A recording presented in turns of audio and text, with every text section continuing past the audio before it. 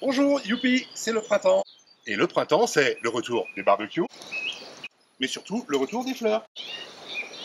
Et comment garder un souvenir de ces plantes qui sortent de terre? Bien sûr, vous pouvez mettre une webcam connectée et les surveiller en permanence. Pas très pratique pour le souvenir.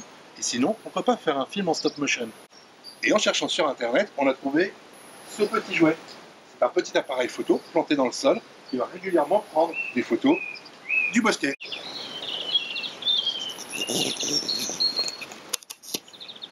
Alors voici l'engin. C'est un appareil photo signé de chez Brio, très basique. Dedans, vous avez juste l'objectif, un bouton marche-arrêt et une possibilité de régler l'appareil soit pour des prises lointaines, soit en mode macro, si vous êtes juste devant une fleur. C'est tout. Derrière, c'est très basique, pas grand-chose. Juste une clé USB dans laquelle on va stocker les photos et ici une possibilité de régler le temps de photo entre une photo toutes les minutes et une photo toutes les 24 heures. Donc c'est basique, c'est pratique, jusqu'à un certain point, c'est qu'au moment où vous voulez vous positionner pour le mettre en face de votre bosquet, pas d'écran de contrôle. Alors pour trouver l'horizontale, il faut peut-être aller chercher un niveau à bulle. Et de même, comme il n'y a pas de possibilité de mise au point, on n'est jamais bien sûr de ce qu'on va voir à l'arrivée sur l'image.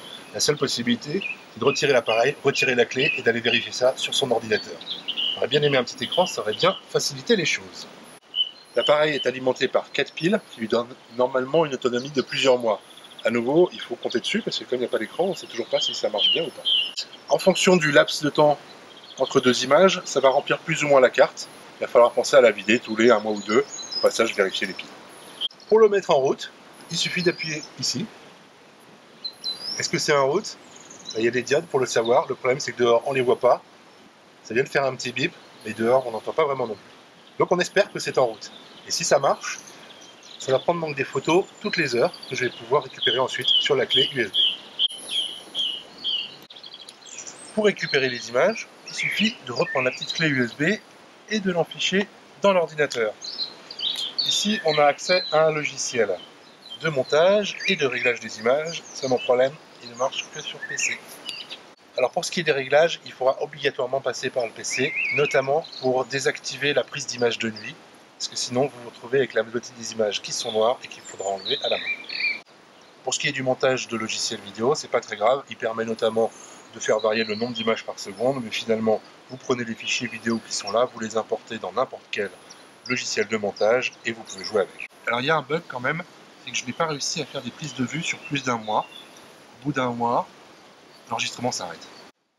Et voilà les petites fleurs qui poussent. C'est pas très net, on est tributaire des réglages de temps qu'on a mis au début, mais ça fait quand même un très joli souvenir du printemps. Comme ça prend des photos tout seul, c'est aussi très pratique pour s'aider à la mode des selfies. Alors que la photo, c'est dans une demi-heure.